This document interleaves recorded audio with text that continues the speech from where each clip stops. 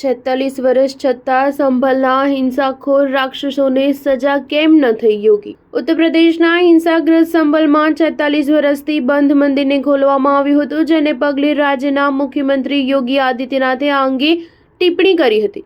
આ મંદિરને 46 વર્ષ પહેલા થયેલી હિંસાને પગલે બંધ કરવામાં આવ્યું હતું. યોગી આદિત્યનાથે કહ્યું હતું કે આ હિંસામાં નિર્દોષ લોકો માર્યા ગયા હતા, જેમને શું ન્યાય મળ્યો? આ મંદિર રાતોરાત નથી આવી ગયું. કુંભ મેળાના કાર્યક્રમમાં મુખ્યમંત્રીએ આ નિવેદન આપ્યું હતું. યોગી આદિત્યનાથે કહ્યું હતું કે સંભલમાં 46 વર્ષ પહેલા નરસંહાર કરનારા રાક્ષસોને હજુ પણ સજા કેમ આપવામાં આવી નથી?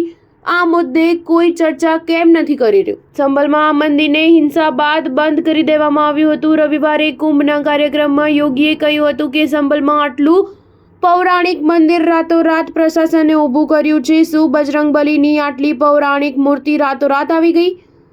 સંભલમાં વીજળીની ચોરીના ચેકિંગ દરમિયાન પ્રશાસને આ પૌરાણિક મંદિર મળી આવ્યું હતું. જો કે તે બંધ હાલતમાં હોવાથી તાત્કાલિક તેને ખોલવામાં આવ્યું હતું. તાજેતરમાં સંભલની મસ્જિદના સર્વે દરમિયાન હિંસા ફાટી નીકળી હતી, જેમાં 5 લોકો માર્યા ગયા હતા. આ વિસ્તારમાં વીજળી ચોરીને કરવા માટે હાલ અભિયાન ચલાવાઈ રહ્યું છે. ખાસ કરીને જે મસ્જિદનો સર્વે કરાયો તેની આસપાસના દબાણ અને વીજળી ચોરી અટકાવાઈ રહી છે.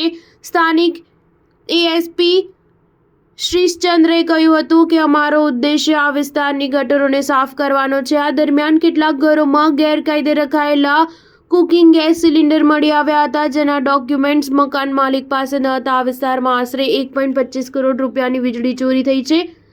દરમિયાન યોગી આદિત્યનાથે જે મંદિરનો ઉલ્લેખ કર્યો હતો તેના દ્વાર ખોલ્યા બાદ મોટી સંખ્યામાં ભક્તો શિવ અને હનુમાનજીના દર્શન કરવા આવી રહ્યા છે. સંભલની આ મસ્જિદ મંદિર તોડીને બનાવવામાં આવી હોવાનો કોર્ટમાં દાવો કરાયો હતો, જેને લઈને હાલ વિવાદ ચાલી રહ્યો છે. સ્ટાર ન્યૂઝ 7 હંમેશા સચ્ચાઈની સાથે.